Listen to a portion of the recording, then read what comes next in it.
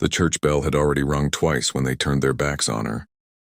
It echoed across the dusty square like a warning rather than a blessing, vibrating through the wooden benches, the tethered horses, the gathered townsfolk who had come hungry for spectacle.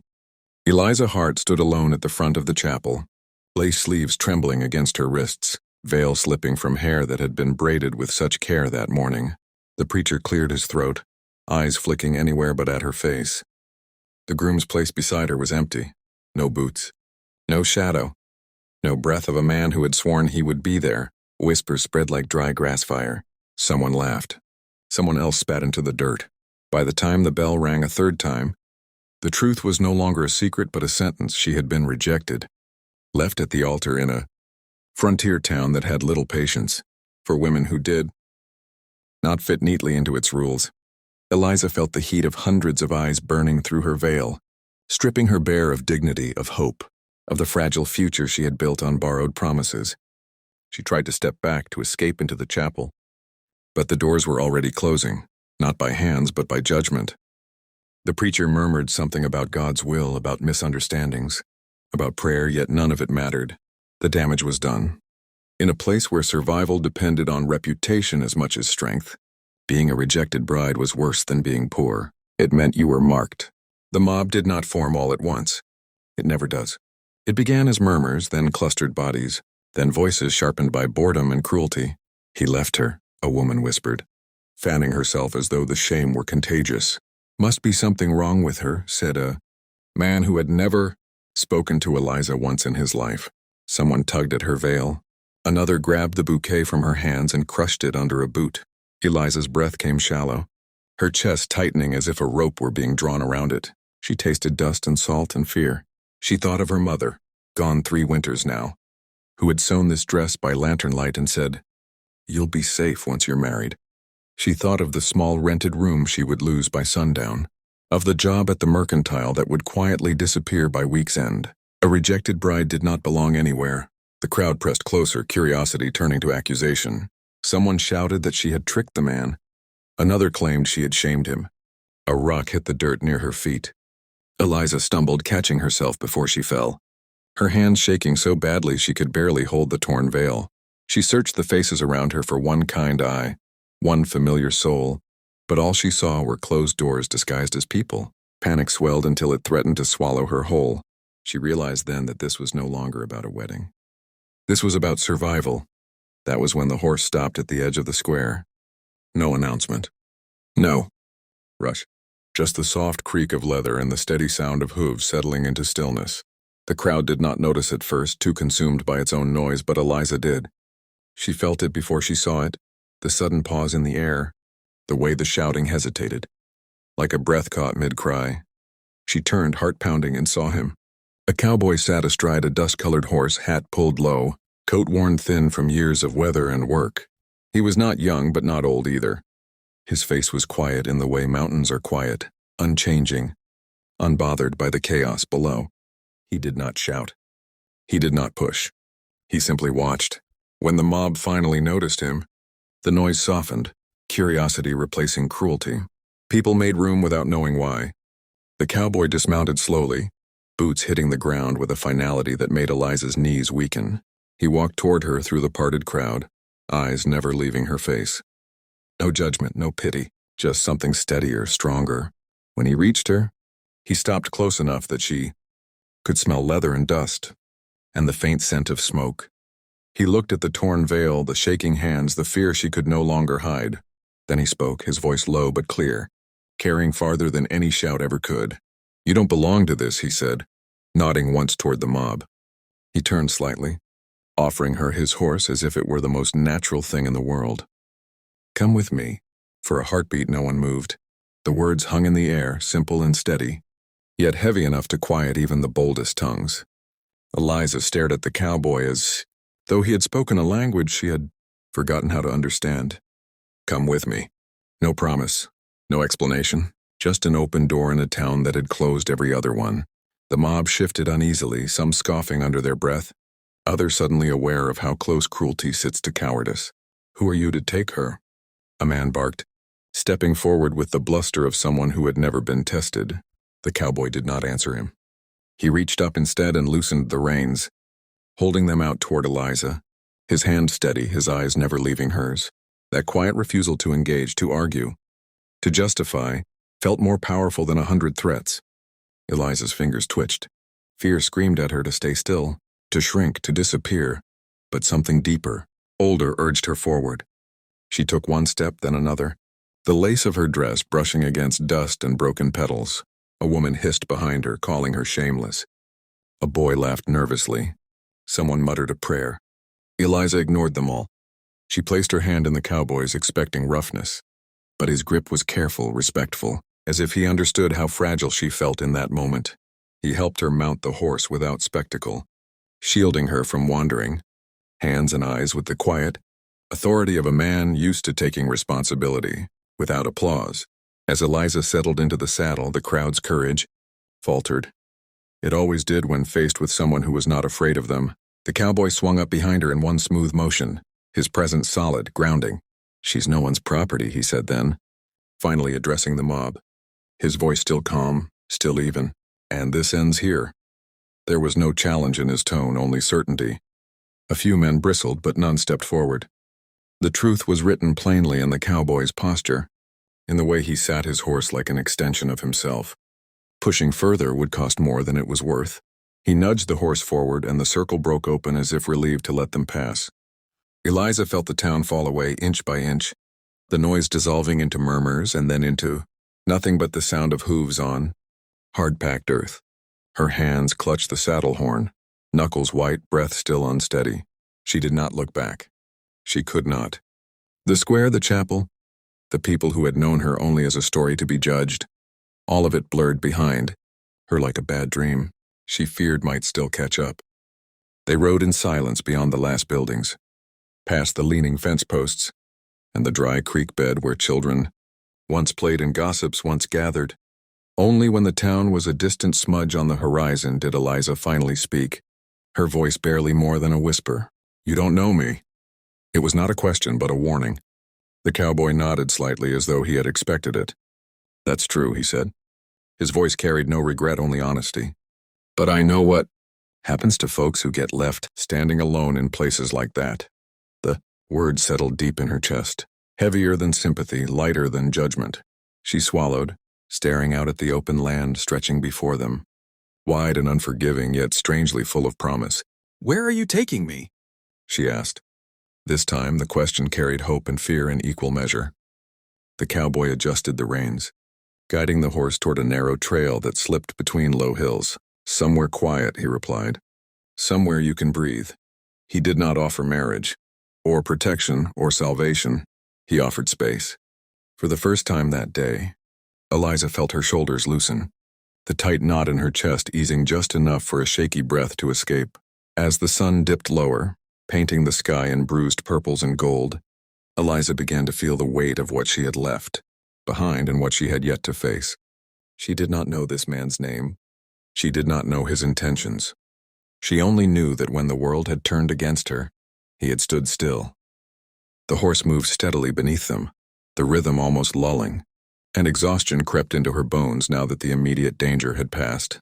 She wondered what rumors would grow in her absence, what stories the town would tell to excuse their own cruelty. She wondered, too, what kind of life waited at the end of this ride. The cowboy glanced back at her once, as if sensing the storm of thoughts inside her. "You can get down if you want," he said quietly. "No one's keeping you." Eliza looked at the darkening horizon, then back toward the man who had offered her nothing but a choice. She shook her head. "Not yet," she replied. The word surprised her with its firmness. The horse kept moving, carrying her farther from shame, closer to a future she could not yet see, but for the first time, believed might still exist.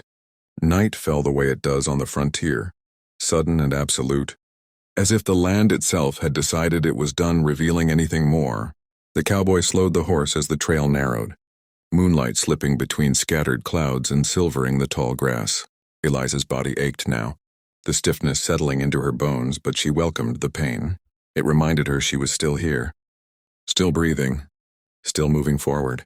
They stopped near a stand of cottonwoods where a small fire ring lay, half hidden by weeds, evidence of travelers long gone.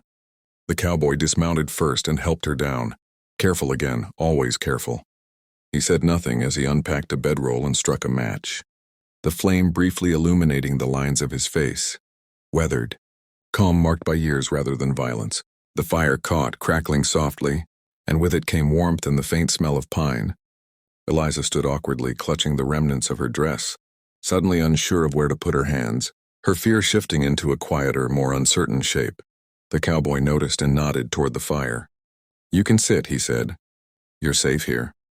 The word safe felt fragile on her tongue, but she sat anyway, folding herself close to the heat. She had not realized how cold she was until that moment. They ate in silence, hardtack, a strip of dried meat. Water from a canteen passed without ceremony. It was not much, but it grounded her more than any feast ever could. The cowboy fed the horse, checked the perimeter with a practiced eye, then finally sat across from her, the firelight dancing between them.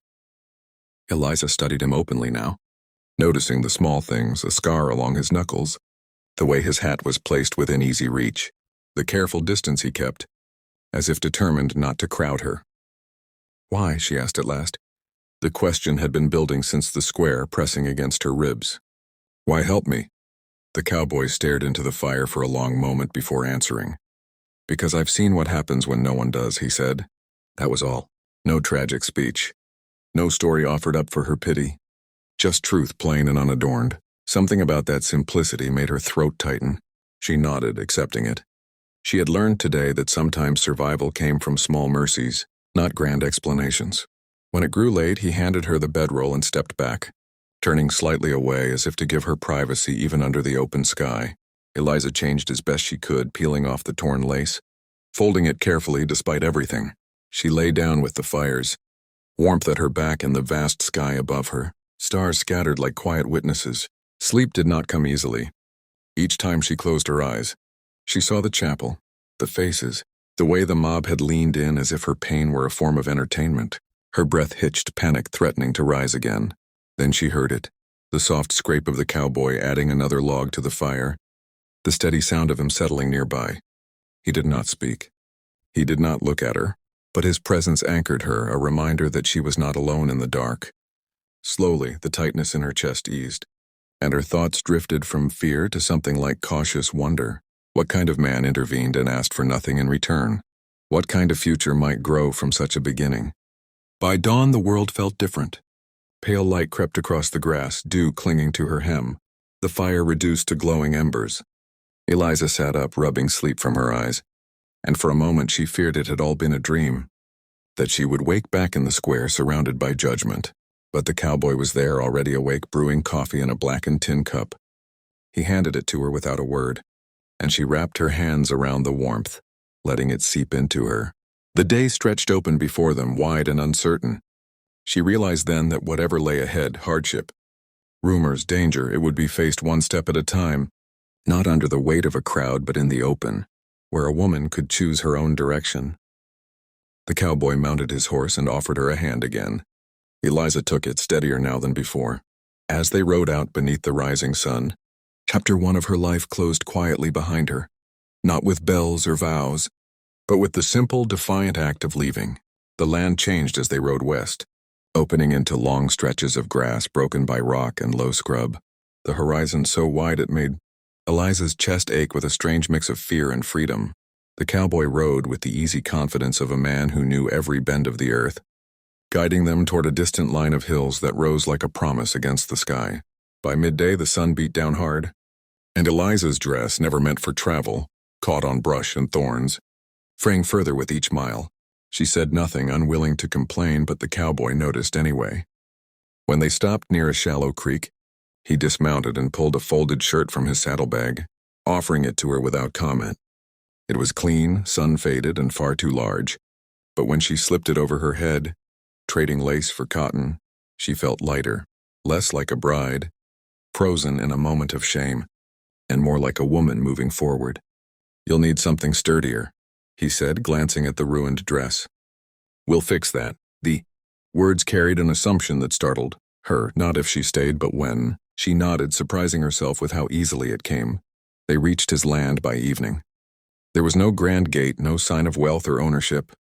Only a weather-beaten cabin set back from the trail, smoke rising thin and steady from its chimney. A corral stood nearby, rough but well kept, and beyond it, rolling pasture dotted with cattle that lifted their heads at the sound of hooves. Eliza felt her pulse quicken, uncertainty returning. This was where he lived, where she would be a guest or something else entirely. The cowboy dismounted and tied the horse before turning to her. "This is as far as you go unless you choose otherwise," he said. "I won't have anyone saying you didn't." He stepped back, giving her space again. Always space. Grass crunched beneath her boots as she dismounted, her eyes scanning the cabin, the land, the open sky. It was isolated, yes, but not lonely. There was order here. Care. A life built slowly, deliberately. "What do I call you?" she asked suddenly, realizing she did not even know his name. The corner of his mouth twitched, almost a smile.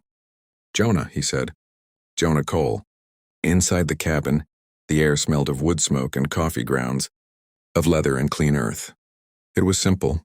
One room, a narrow bed, a table scarred by use, but everything had its place. Jonah set down his hat and gestured toward a chair. "You can stay as long as you need," he said, finally voicing what had hung between them since the square. "No one here will touch you. No one will force you into anything. You earn your keep if you want, or you rest. That's your choice." The words settled over her like a blanket, heavy with relief. Eliza sat, her legs trembling now that the ride was over, and pressed her palms to her thighs to steady herself. Choice. The concept felt almost foreign. "I don't want charity," she said quietly. Jonah nodded once. "Then don't take it." He poured water into a tin basin and set it near her. "But don't punish yourself for surviving. Either." Something in his voice, firm, understanding, made her blink back sudden tears. She washed the dust from her hands, from her face, watching the water cloud and swirl, carrying away the last visible traces of the town that had cast her out. Later, as the sun dipped low and shadows stretched across the pasture, Eliza stepped outside alone. The breeze lifted her hair, cool and clean, and for the first time since that morning in the chapel, she allowed herself to imagine a future that was not defined by rejection. She did not know what place she would have here. Worker, guest companion, but she knew this much. Jonah Cole had given her something far more dangerous than rescue. He had given her room to become someone new. Behind her, the cabin door creaked softly as Jonah stepped out, keeping a respectful distance. "We start early," he said, practical as ever. Eliza nodded, meeting his gaze without flinching. Whatever awaited her in this quiet corner of the world, she would face it standing, not as a bride who had been cast aside, but as a woman who had chosen to stay. The days settled into a rhythm Eliza had never known, each one marked by work that left her tired in a way that felt honest rather than defeated. She rose before dawn, the sky still pale and quiet, and learned the language of the land by doing, hauling water, mending torn fabric, feeding the chickens that scratched impatiently near the cabin door. Jonah never hovered, never corrected her sharply. When she made mistakes, he showed her once, then let her try again. It was a kindness that rebuilt something inside her she hadn't realized had been broken. Trust in her own ability to learn, to endure. At night they ate together at the small table. Conversation sparse but comfortable, the silence no longer heavy. She discovered he spoke only when words were needed, and that when he did speak they mattered. Slowly, the tension she carried from the town began to loosen its grip, replaced by a cautious sense of belonging that crept in with each completed task and each unspoken understanding. But peace on the frontier was never permanent. One afternoon, as Eliza hung laundry against a sky bruised with storm clouds, she saw riders crest the far hill, 3 men, moving fast and without care for being seen. Her stomach tightened instantly. She recognized that posture, that careless cruelty carried in the way they rode. Jonah saw them too. He said nothing, only handed her a rifle and pointed toward the cabin. "Inside," he said quietly. "Stay there unless I say otherwise." Eliza obeyed, heart pounding as she barred the door and peered through the narrow window.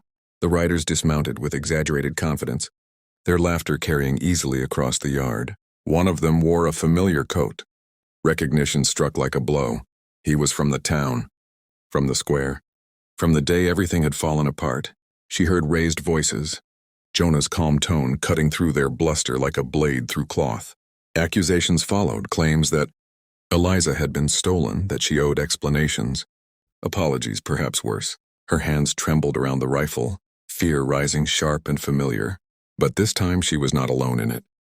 The confrontation did not turn violent, though the threat of it hummed in the air like a drawn wire. Jonah stood his ground unflinching, his presence filling the space without movement or noise. He spoke of land boundaries, of law, of the right of a woman to choose where she stood. His words were measured, but behind them lay something unyielding. At last, faced with a man who would not be baited in a situation that promised more trouble than reward, the riders backed down.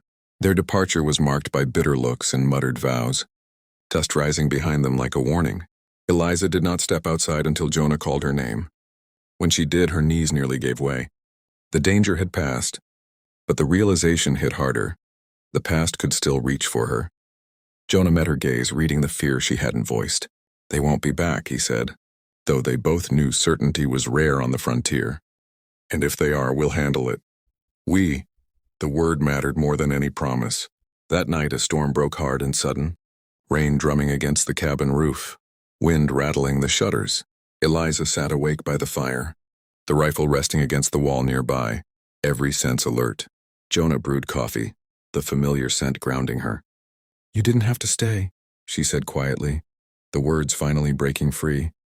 When they came, Jonah looked at her then, really looked, his expression thoughtful. "I wasn't staying for them," he replied. "I was staying because you chose to be here." The simplicity of it undid her. Tears came then, silent and unstoppable, grief for what she had lost mixing with gratitude for what remained. Jonah did not reach for her, did not intrude. He simply stayed, a steady presence in the storm. And as thunder rolled across the land, Eliza understood that courage did not always roar. Sometimes it stood quietly in the doorway and refused to move.